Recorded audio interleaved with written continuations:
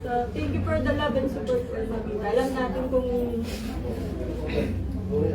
gaano natin siya kamahal. At mahal niya tayo. Masakit pero kailangan namin lahat ng gawin.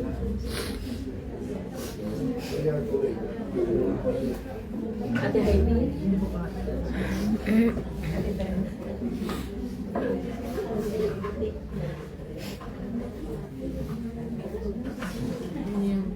Yung ate ko, pumunta siya dito when I was only 9 years old. Ngayon ko lang siya na-appreciate na nandito ako. Kasi alam ko yung hirap na malayo sa pamilya. Alam ko na siya ngayon. For how many years na wala siya, na nagtatrabaho siya para sa amin. Mga sinakripisyo niyang makasama kami, makasama yung pamilya niya. Alam ko na ngayon kung ano yung pakiramdam na wala sa sariling bayan, sariling bahay, na hindi kasama yung pamilya. Kasi nandito ko na nararamdaman ko yung mga sakripisyo niya. Kaya saludo ako sa kanya sa mahabang panahon na pagtatrabaho niya. Ngayon ko lang siya na-appreciate na ganun kahirap pala.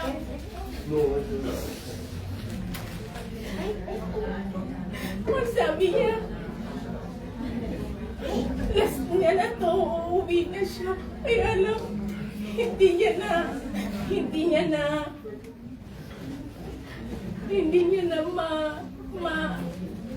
makakamtan yung mga pinaghirapan niya, hindi niya na mai-enjoy. Pero, okay na ako kasi hindi na siya mahihirapan. Nasa piling na siya ng Panginoon. Yan lang. Mamimiss ka namin. Yes. Isa kang bayani. Yes. Sa halos 40 years na pangangibang bansa. Thank you, Ate Fem. I would like to, in behalf of Ate Fem and all the rest of the Bahado family, maraming salamat po sa unang-una sa Filipino community, sa embassy, sa employer ni Ate Lee. They have been very good and very kind to Ate Lee from the start. Day 1 sa pagka-admit ni Ate Lee. From the day 1 that she was rushed in the hospital, the employers are there, full support up until now. I just want to thank you very much in behalf of the Bahado family. Ate Fem, Michelle, thank you. Ate Gemma, sa grupo ng Tropa Perps, maraming salamat sa lahat ng mga tumulong, nagbigay ng tulong, sa lahat ng mga nagpaabot ng mga condolences. Maraming salamat po.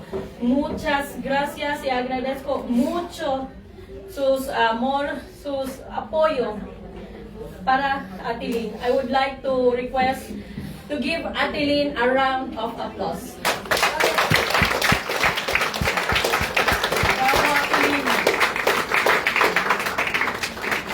Now we can have the last viewing and offer the flowers, and if we have time, we still have time up until 2 p.m.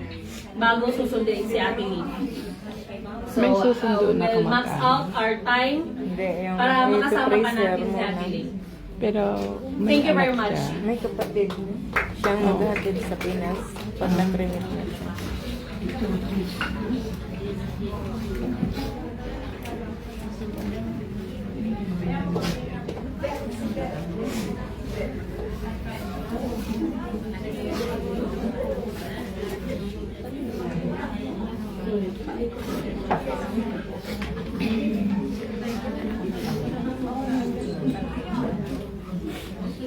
Mm.